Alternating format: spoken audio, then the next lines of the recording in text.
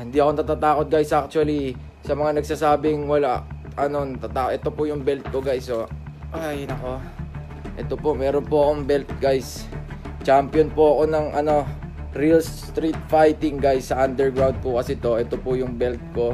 Baka akala nyo nagbibiro ako, hindi po, lalaban po talaga. Kamusta mga idol? Harvey Guagan, Mark Anthony TV. Please like and subscribe. Jermel Labrador, bistado na.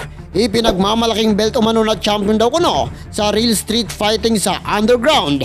Aba matindi. Matinding kasinungalingan ang pinagmamalaki ni Haring Bangis. Sa video na ito mga idol ay pag-uusapan niya natin itong si Jermel Labrador dahil naglabas nga ito ng belt na hindi naman sa kanya. At ang belt ay pinagmamalaki niya ay on process event pa lang na itinatayo ng dalawang promoter. Nagplano ngang gumawa ng professional MMA event itong si Idol Makagago at Rendon Labrador kung saan si Boss MG ang tumayong promoter ng event na ito. At ang director naman ay si Rendon Labrador.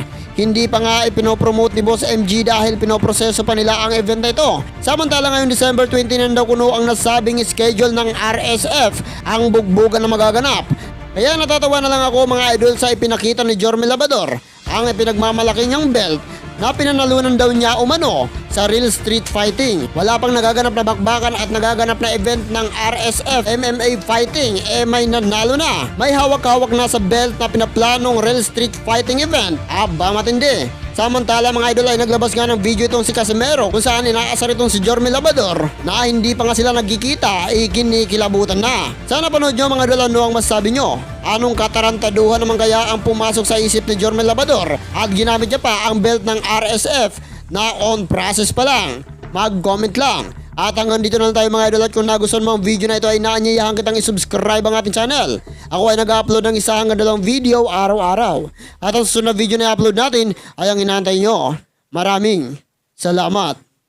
Goodbye.